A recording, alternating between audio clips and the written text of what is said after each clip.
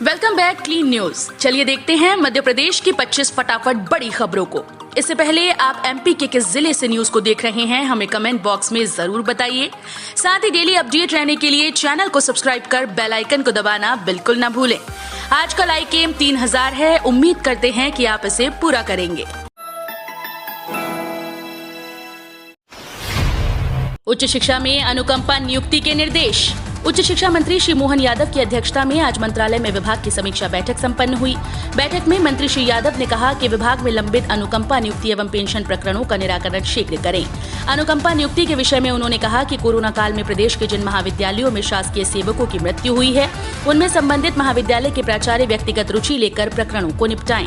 इसके साथ ही पेंशन प्रकरणों के संबंध में समय सीमा में कार्रवाई करें। मंत्री श्री यादव ने कहा कि मानवीय संवेदनाओं का परिचय दें। 2024 तक जनपद के 236 गांवों में घर घर पहुंचेगा जल। जनपद में जल जीवन मिशन कार्यक्रम के तहत 236 गांवों में पानी की टंकियों का निर्माण होना है, जिसमें जल निगम ने जमीन के लिए सर्वेक्षण आरंभ कर दिया। जल निगम की टीम ने खरखौदा ब्लॉक के बिजौली गांव समेत अन्य गांवों में पहुंचकर जमीन के लिए सर्वेक्षण किया। टंकी लगाने के लिए सर्वाधिक दौराला ब्लॉक के 29 गाँव चयनित किए गए हैं। मध्य प्रदेश के 90,000 सरकारी स्कूल का बैंक खाता 30 जून से होगा जीरो बैलेंस। प्रदेश के करीब 90,000 सरकारी स्कूल्स के बैंक खाते 30 जून से जीरो बैलेंस कर दिए जाएंगे। 1 जुलाई से राज्य स्तर पर एक ही सिंगल बचत खाता चालू हो जाएगा। स्कूल्स के खाते में जमा राशि इसी खाते में स्थानांतरण कर दी जाएगी। अभी वर्तमान में सरकारी स्कूल्स के 90,000 अलग अलग खातों में करीब 100 करोड़ रुपए जमा हैं। सिंगल बचत खाते में राशि को स्थानांतरण करने से पहले जिला स्तर पर अधिकारी इसे खर्च करने में जुट गए हैं। एमपी में इस महीने से खुल सकते हैं कॉलेज। 12वीं के रिजल्ट पर जल्द होगा फैसला। मध्य प्रदेश में कोरोना संक्रमण कम होने और वैक्सीनेशन अभियान में तेजी आने के बाद अब प्रदेश में कॉलेज खोलने की योजना पर भी विचार चल रहा है। माना जा रहा है कि अगस्त महीने से प्रदेश के कॉलेज खोल दिए जाएंगे। इसके अलावा 12वीं की बोर्ड रिजल्ट पर भी जल्द फैसला होगा। भोपाल में दूध लस्सी जूस के जो पैकेट आप फेंक देते हैं वे अब रिसाइकल होंगे। देहरादून में बनेगी कॉपी किताब। भोपाल नगर निगम अब कचरे के डब्बे में फेंके जाने वाले दूध लस्सी जूस के खाली पैकेट को रिसाइकल करेगा। इससे कॉपी किताब कुर्सी टेबल बनाएगा। एक निजी संस्था के माध्यम से शहर के 70 लोकेशन पर बॉक्स लगाए गए हैं ताकि लोग उनमें खाली पैकेट फेंक दें। इन खाली पैकेट को देहरादून भेजा जाएगा, जहां पर कबाड़ से कॉपी किताब व अन्य सामान तैयार किया जाएगा। शहर में इस तरह का प्रतिदिन करीब 2 टन तक कचरा निकलता है। हायर सेकेंडरी के परीक्षा परिणाम का फॉर्मूला एक बार फिर अटक गया। हायर सेकेंडरी के परीक्षा परिणाम का फॉर्मूला एक बार फिर से अटक गया। इस बार कॉमर्स संकाय के कारण ऐसी स्थिति बनी है। दरअसल जिस हाई स्कूल परीक्षा परिणाम के आधार पर हायर सेकेंडरी का परिणाम तैयार करने पर विचार चल रहा है उसमें कॉमर्स विषय ही नहीं है। इसलिए कॉमर्स के विद्यार्थियों को किस आधार पर अंक दिए जाएं, ये परिणाम का फॉर्मूला तय करने के लिए गठित मंत्री समूह तय ही नहीं कर पा रहा। 6 करोड़ ईपीएफओ सब्सक्राइबर्स के लिए बड़ी खबर। सरकार अलग कर सकती है पेंशन और पीएफ अकाउंट्स। बता दें कि कर्मचारी और उसकी कंपनी की ओर से 12% यानी कुल 24% का योगदान प्रोविडेंट फंड में किया जाता है। इसमें 8.33% हिस्सा एम्प्लॉयज पेंशन स्कीम ईपीएस में जाता है और बाकी रकम प्रोविडेंट फंड में जाती है। कर्मचारी जब कभी अपने अपने प्रोविडेंट फंड से पैसे निकालते हैं तो अपने पेंशन अकाउंट से भी पैसे निकाल लेते हैं, क्योंकि ये एक सिंगल अकाउंट होता है। मध्य प्रदेश में सीएम हेल्पलाइन के निराकरण में बुरहानपुर जिला पहले नंबर पर।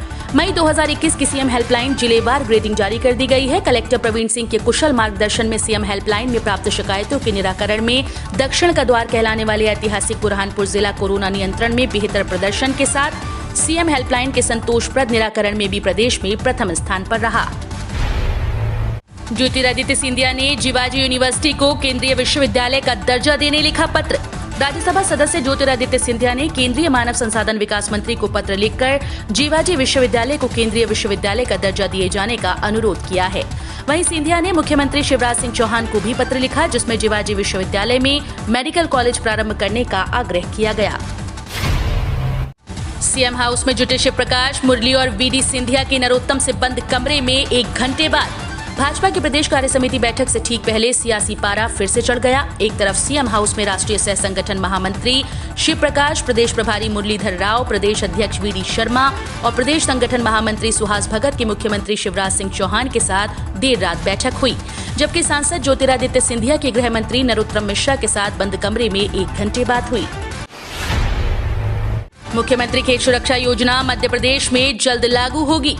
मुख्यमंत्री खेत सुरक्षा योजना मध्य प्रदेश में जल्द लागू होगी। नीलगाय, जंगली सुअर और बंदरों के कारण फसलों का नुकसान सहने वाले किसानों के लिए राहत भरी खबर है कि इस समस्या के समाधान के लिए जल्द ही मध्य प्रदेश में मुख्यमंत्री खेत सुरक्षा योजना लागू की जाएगी, जिसमें उद्यानिकी विभाग खेतों में चेन फेंसिंग के लिए अनुदान देगा। मध्य प्रदेश में आज 25 जून को कोविड-19 टीकाकरण नहीं होगा। मध्य प्रदेश में आज शुक्रवार 25 जून को शासकीय कोविड-19 टीकाकरण नहीं होगा। इस दिन कोविड-19 टीकाकरण सत्रों के स्थान पर नियमित टीकाकरण सत्रों का आयोजन होगा। धान की खेती के बीच इस बार किसानों का बाजरा पर दांव। ग्वालियर चंबा संभाग में धान का कटोरा कहे जाने वाले ग्वालियर अंचल में इस बार 1,91,000 हेक्टेयर में फसल उत्पादन का लक्ष्य रखा गया। परंपरागत रूप से की जाने वाली धान के लिए इस बार 1,06,000 हेक्टेयर में लक्ष्य रखा गया है, लेकिन इस बार किसानों ने अन्य फसलों की अपेक्षा बाजरा की फसल पर दांव लगाया, यानी 20 से 22,000 हेक्टेयर में इस बार किसानों के खेतों में बाजरे का उत्पादन किया जाएगा। प्रीमियम जमा नहीं कराने वाले बैंकों को देना होगा किसानों की फसल का नुकसान। प्रदेश में किसानों को खरीफ फसल 2019 के बीमा के करोड़ों रुपए जल्दी मिलेंगे। किसान इस राशि की उम्मीद खो चुके थे, लेकिन शिवराज सरकार की मशक्कत से केंद्र सरकार ने राहत दी। अब ये राशि बीमा कंपनीज किसानों को देंगी। खरीफ 2019 के 3,02,161 किसानों को फसल बीमा नहीं मिला था। बीमा नहीं मिलने की वजह से केंद्र सरकार के पोर्टल पर इसकी जानकारी दर्ज नहीं होनी थी। मध्य प्रदेश राज्य विधिक सेवा प्राधिकरण द्वारा राज्यव्यापी रक्तदान शिविर।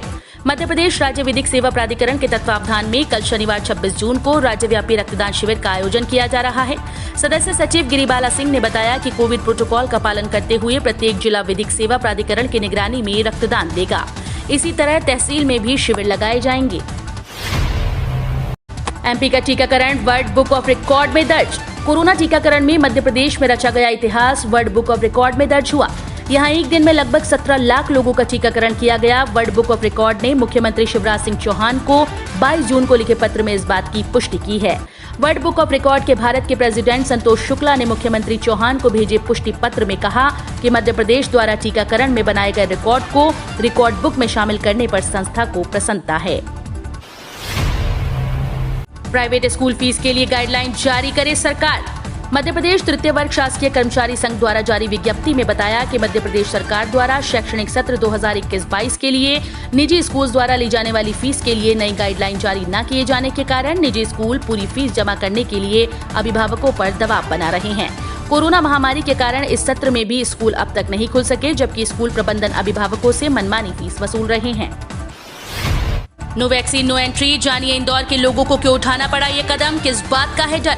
मध्य प्रदेश की आर्थिक राजधानी इंदौर में कोरोना से राहत मिलती दिखाई दे रही है, लेकिन डेल्टा प्लस वायरस की दस्तक ने लोगों की चिंता बढ़ा दी।